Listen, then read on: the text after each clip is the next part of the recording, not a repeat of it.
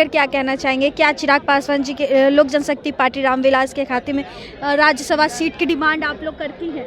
I hope जो भी होगा, हमारे गठबंधन का जो भी निर्णय लिया जाएगा वो बखूबी बहुत बेहतरीन लिया जाएगा और जो भी होगा हम लोगों को मंजूर है। हम लोग बिहार की जनता पे भरोसा करते हैं और हम लोग बस अपनी राजनीति और अपने बिहार के लोगों के विकास की बात करते हैं।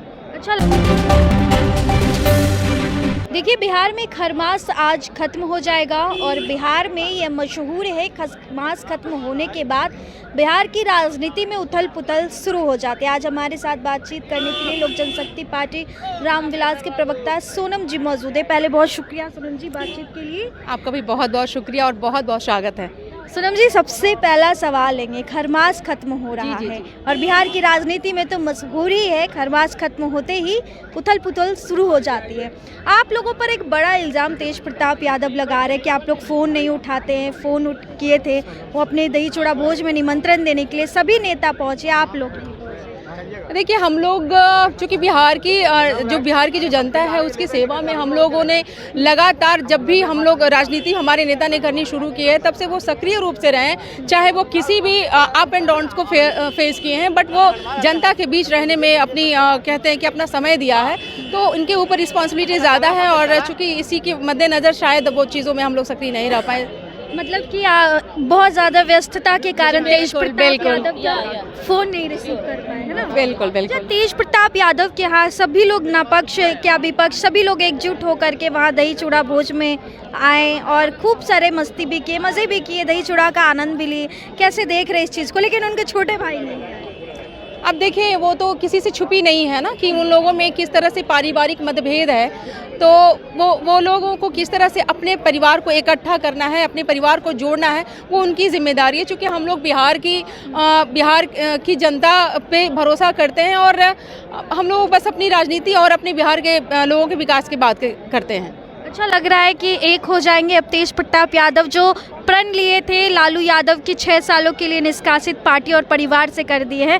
क्या लग रहा है आप लोगों को देखकर, ये सब क्या लग रहा है? देखिए मुझे जहाँ तक लगता है कि कभी भी किसी भी परिवार को परिवार अगर टूटता है तो उसको टूटना नहीं चाहिए और ये उनको मतलब उनसे सीख मिलती है, चूँकि वो बहुत बड़े परिवार से आते हैं और बिहार के बहुत सारे ऐसे परिवार जिनको रोल मॉडल मानते थे, तो कहीं ना कहीं उनकी राजनीति जो परास्त हुई है, जो चीज़ें घर में ही, जो कहते हैं ना घर के टूटे हुए जो चीज़ें होती है, तो उसका परिणाम होता है कि वो अच्छे से परफॉर्मेंस नहीं कर पाए।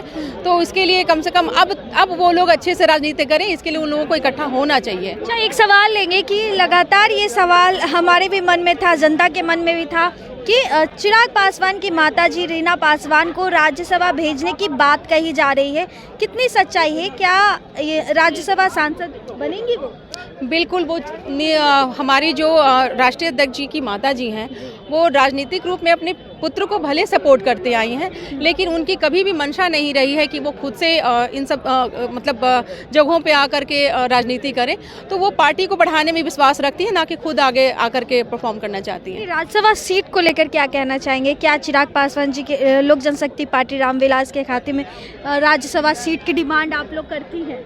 आई होप जो भी होगा, हमारे गठबंधन का जो भी निर्णय लिया जाएगा वो बखूबी बहुत बेहतरीन लिया जाएगा और जो भी होगा हम लोगों को मंजूर है। सोनम जी चाहती है कि हमारे पास भी एक राज्यसभा सांसद हो। ऑफ कोर्स, बिल्कुल, क्योंकि मैं पार्टी से हूँ तो मुझे भी लगता है कि हमारी पार्टी और ज़्यादा ग्रोथ करे, तो इसके लिए ज़रूरी है कि हमें भी एक सीट मिलनी चाहिए। लेकिन रीना पासवान राज्यसभा नहीं जाएंगे, ये कंफर्म है, ये बिल्कुल कंफर्म है और हमारे राष्ट्रीय अध्यक्ष जी ने भी बहुत सारे अपने ये इंटरव्यूज़ में भी उन्होंने बता दिया है, क्लियर कर दिया है कि वो राजनीति में नहीं आएंगे। चलिए देखिए, रीना पासवान को लेकर हर किसी के मन में सवाल था, क्या चिराग पासवान की माताजी राज्यसभा सांसद बनेंगी?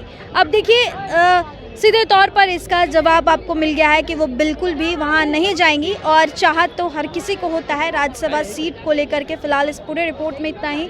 बने रहे हमारे साथ, तब तक के लिए बहुत बहुत शुक्रिया।